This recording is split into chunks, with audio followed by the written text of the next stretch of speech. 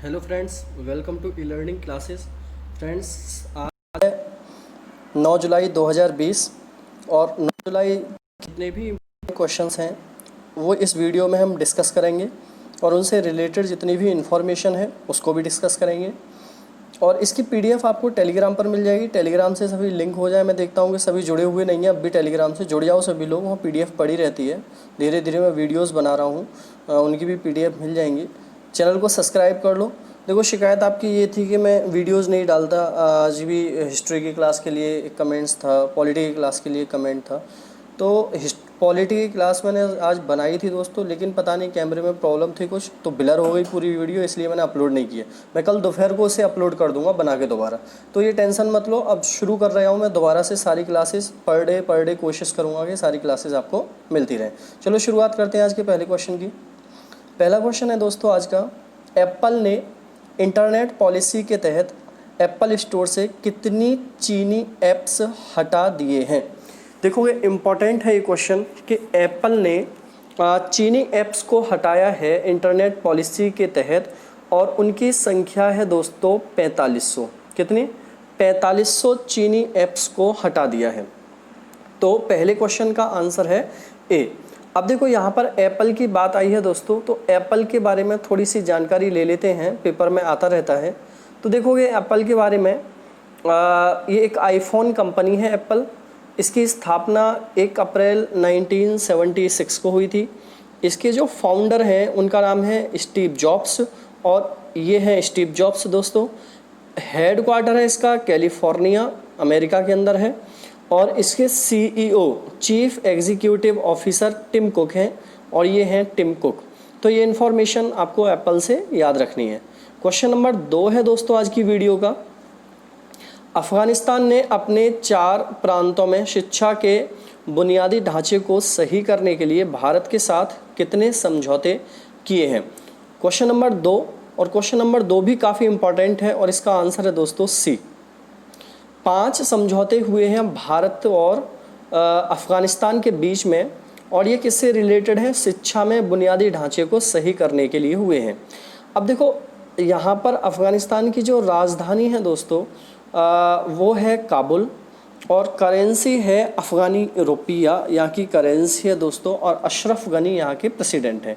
अब देखो, यहाँ पर इंफॉर्मेशन क्या है, जैसे इसमें है भारत और अफ़गानिस्तान ने 5 जुलाई 2020 को 5 समझौता ज्ञापन, जिन्हें MOUs पर हस्ताक्षर किए हैं।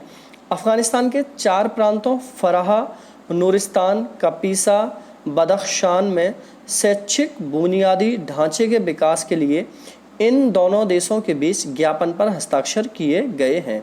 आगे क्या है इसमें? आगे है, इन 5 MOUs पर भारतीय राजदूत विनय कुमार के साथ। अब यहाँ से क्वेश्चन क्लियर हो जाता है कि अफगानिस्तान में भारतीय राजदूत कौन है? विनय कुमार के साथ अफगानिस्तान के उच्च शिक्षा मंत्री अब्दुल तबाब वल कारजई, अफगान अर्थशास्त्र मंत्री मुस्तफ़ा मस्तूर और उप शिक्षा मंत्री अब्दुल सुबहान रऊफ ने हस्ताक्षर किए हैं। तो काफ़ी इंपॉर्टेंट रहेगा, एक बार आप पढ़ लेते हो तो क्वेश्चन आपके दिमाग में बैठ जाता है। इन्फॉर्मेशन पढ़ना बहुत ज़रूरी है, क्वेश्चन भूलोगे नहीं आप इससे। क्वेश्चन नंबर देखो आगे भी इसमें है, भारतीय दूतावास के अनुसार भारत सरकार अफगानिस्तान के लोगों और वहाँ की सरकार की राष्ट्रीय प्राथमिकताओं के आधार पर भारत अफगानिस्तान विकास साझेदारी को आगे बढ़ाने के लिए प्रतिबद्ध है, और काफ़ी अच्छे रिलेशन है भारत के अफगानिस्तान के साथ, और होते रहते हैं समझौते। क्वेश्चन नंबर 3 है आज की वीडियो का, हाल ही में मारुति सुजुकी ने खरीदने वालों के लिए फाइनेंसिंग में आसानी देने के उद्देश्य से किस बैंक के साथ समझौता किया है। देखो, मारुति सुजुकी की जो गाड़ी खरीदेगा उसे फाइनेंसिंग के लिए बहुत आसानी कर दी है मारुति सुजुकी ने, क्योंकि उन्होंने एक बैंक के साथ समझौता किया है। और दोस्तों इसका आंसर है B, Axis bank. Axis bank के साथ समझौता कर लिया है मारुति सुजुकी ने फाइनेंस के लिए। अब देखो, एक्सिस बैंक की बात आई है तो सबसे पहले एक्सिस बैंक के बारे में जान लेते हैं। एक्सिस बैंक की स्थापना दोस्तों हुई थी जैसे इसमें लिखा हुआ है 3 दिसंबर 1993 को। हेडक्वार्टर एक्सिस बैंक का मुंबई में है और प्रेजेंट में जो सीईओ हैं उनका नाम है अमिताभ चौधरी। जो पिक आप देख रहे हो जी अमिताभ चौधरी की पिक है जो सीईओ हैं एक्सिस बैंक के। अब इन्फॉर्मेशन क्वेश्चन से रिलेटेड क्या है वो भी देख लेते हैं। देखो, इस भागीदारी के तहत एक्सिस बैंक ग्राहकों को ऋण के लिए कई तरह के विकल्प उपलब्ध कराएगा।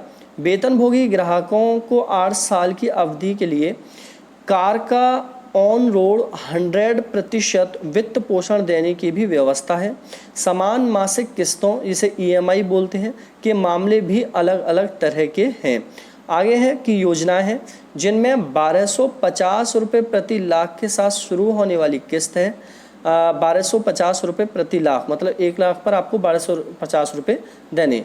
बढ़ने वाली ईएमआई जिसमें अंतिम ईएमआई की कर्ज राशि पर 25% हो सकती है। इसके अलावा कंपनी ने कहा है कि भागीदारी के तौर पर ग्राहक पहले 3 महीनों के लिए 899 रुपये मासिक की कम किस्त वाली ईएमआई का भी लाभ उठा सकते हैं। ये सभी पेशकश 31 जुलाई तक वैध हैं। मतलब 899 रुपये प्रति माह की किस्त देकर भी आप गाड़ी ले सकते हैं। आगे क्वेश्चन है दोस्तों, क्वेश्चन नंबर 4। 10 जुलाई को प्रधानमंत्री एशिया के सबसे बड़े ऊर्जा संयंत्र, ये जो नहीं है यहाँ पर ऊर्जा कर लेना दोस्तों, ये क्वेश्चन में थोड़ी सी मिस्टेक है, ऊर्जा संयंत्र का उद्घाटन करेंगे। तो अभी देखोगे हमारे देश के प्रधानमंत्री नरेंद्र मोदी 10 जुलाई को एशिया का सबसे बड़ा ऊर्जा संयंत्र है उसका उद्घाटन किस राज्य में करेंगे? मध्य प्रदेश में, मध्य प्रदेश के रीवा में होगा। मध्य प्रदेश की बात है, शिवराज सिंह चौहान यहाँ के कौन है दोस्तों? सीएम हैं। और लालजी टंडन कौन है दोस्तों? यहाँ के लालजी टंडन यहाँ के गवर्नर हैं। भोपाल यहाँ की राजधानी है। क्वेश्चन में दिया हुआ है, देखोगे प्रधानमंत्री नरेंद्र मोदी 10 जुलाई 2020 को मध्य प्रदेश के रीवा जिले में एशिया के सबसे बड़े सौर ऊर्जा संयंत्र का उद्घाटन करेंगे। यह घोषणा मध्य प्रदेश के मुख्यमंत्री शिवराज सिंह चौहान ने की थी। मध्य प्रदेश के रीवा जिले में एशिया का सबसे बड़ा सौर ऊर्जा संयंत्र स्थापित किया गया है। प्रधानमंत्री के कार्यक्रम से पहले यहाँ तैयारियां शुरू हो गई हैं। आगे इसमें दिया है कि प्रधानमंत्री नरेंद्र मोदी वीडियो कॉन्फ्रेंसिंग के माध्यम से 750 मेगावाट के अल्ट्रा मेगा सौर ऊर्जा संयंत्र को राष्ट्र को समर्पित करेंगे। केंद्रीय ऊर्जा मंत्री आर.के. सिंह को रीवा में एशिया के सबसे बड़े ऊर्जा पावर प्लांट के लोकार्पण कार्यक्रम में शामिल होने का आग्रह किया गया है। ऊर्जा मंत्री आर.के. सिंह ने रीवा अल्ट्रा मेगा परियोजना के कार्यक्रम में शामिल होने की अपनी सहमति देते हुए अन्य विषयों पर हर संभव सहायता देने का आश्वासन दिया है। तो इतनी इन्फॉर्मेशन आप पढ़ लोगे तो क्वेश्चन भूलोगे ही नहीं, मैं गारंटी देता हूँ इस बात की। आगे देखोगे इसमें और भी है थोड़ा सा कि परियोजना की कुल लागत होगी 4000 करोड़ रुपए। विश्व बैंक ने जनवरी 2018 में परियोजना के आंतरिक बुनियादी ढांचे के लिए 30 मिलियन अमेरिकी डॉलर के ऋण को मंजूरी दी थी। प्लांट के अंदर सौर ऊर्जा से बिजली उत्पादन के लिए 3 यूनिट हैं। तीनों इकाइयों में 250 और 250 मेगावाट बिजली का उत्पादन होगा। बहुत इंपॉर्टेंट है, क्वेश्चन आ सकता है पेपर में। क्वेश्चन नेक्स्ट है दोस्तों 5वां।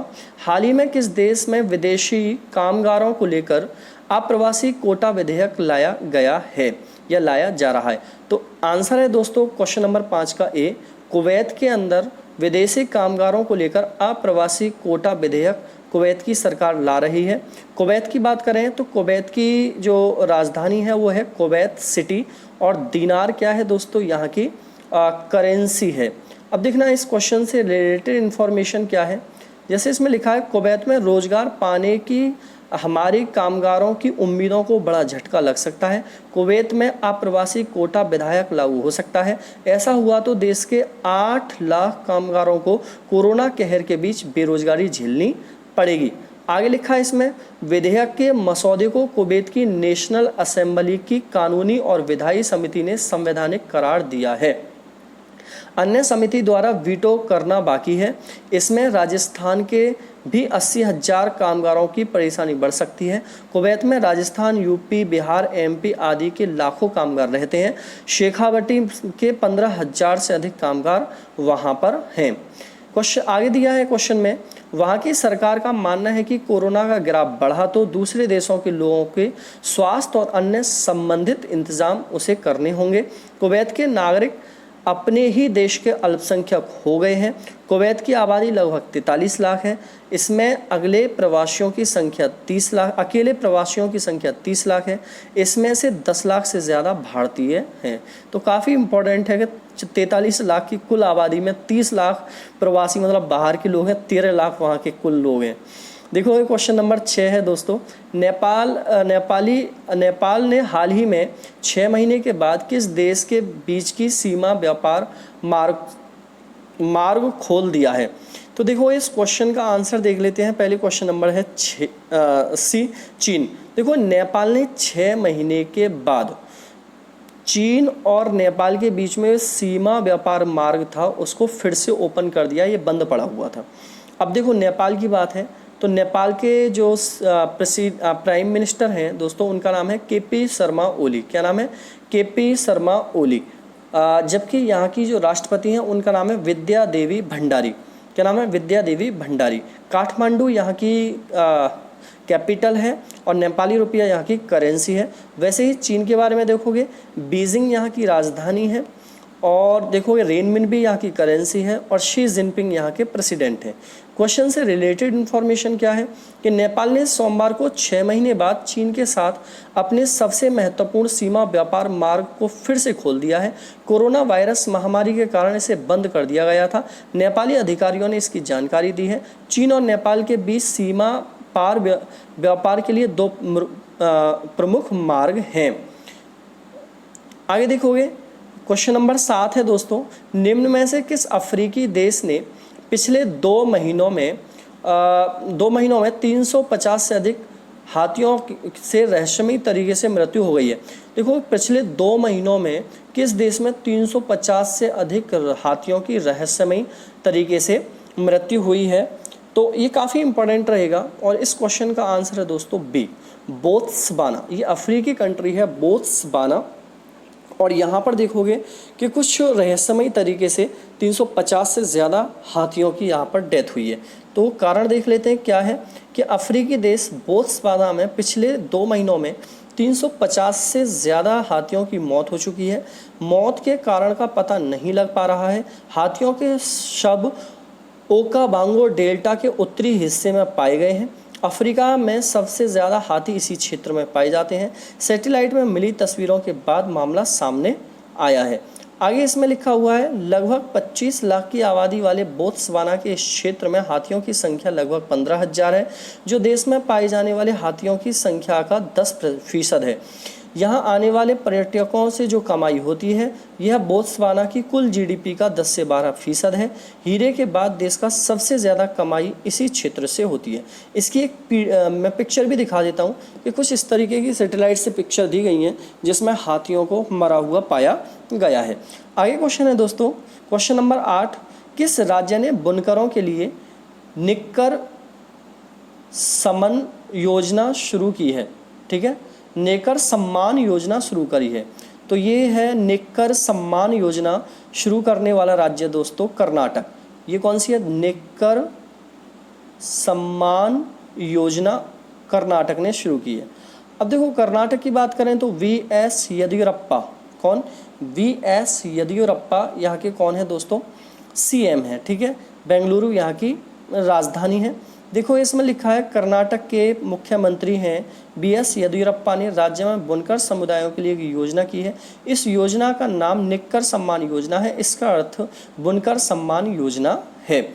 आगे इसमें दिया हुआ है इस योजना का लाभार्थी बनने के लिए कर्नाटक राज्य में रेशम, कपास, ऊनी और अन्य हथकरघा बुनकरों को सेवा सिंधु पोर्टल जैसे इसमें लिखा हुआ है कर्नाटक राज्य सरकार की विभिन्न योजनाओं और सेवाओं को वितरित करने की पहल में खुद को पंजीकृत करना होगा। 6 जुलाई 2020 को 40,634 हथकरघा बुनकरों योजनाओं के एक लाभार्थी बनने के लिए सेवा सिंधु पोर्टल के तहत खुद को पंजीकृत किया है। मतलब इतने लोग पंजीकृत हो चुके हैं 6 तारीख तक। आगे क्वेश्चन है दोस्तों, क्वेश्चन आगे दिया है इसी में, इस योजना के तहत राज्य सरकार सेवा सिंधु पोर्टल के साथ पंजीकृत राज्य के सभी बुनकरों को 2,000 रुपये की वित्तीय सहायता प्रदान कर रही है। पहले चरण के तहत लॉन्च के समय मुख्यमंत्री ने राज्य में 19,744 बुनकरों के बैंक खातों में सीधे 2,000 रुपये स्थानांतरित किए हैं। आगे बढ़ते हैं इसमें। क्वेश्चन नंबर 9 है, किस राज्य ने महारोजगार पोर्टल का शुभारंभ किया है? तो ये वेरी वेरी मोस्ट इंपॉर्टेंट है कि महारोजगार पोर्टल का शुभारंभ किया गया है दोस्तों महाराष्ट्र के द्वारा। ऑप्शन नंबर ए है इसका। महाराष्ट्र के देखोगे सीएम हैं उद्धव ठाकरे, भगत सिंह कोश्यारी यहाँ पर राज्यपाल हैं, मुंबई यहाँ पर कैपिटल है।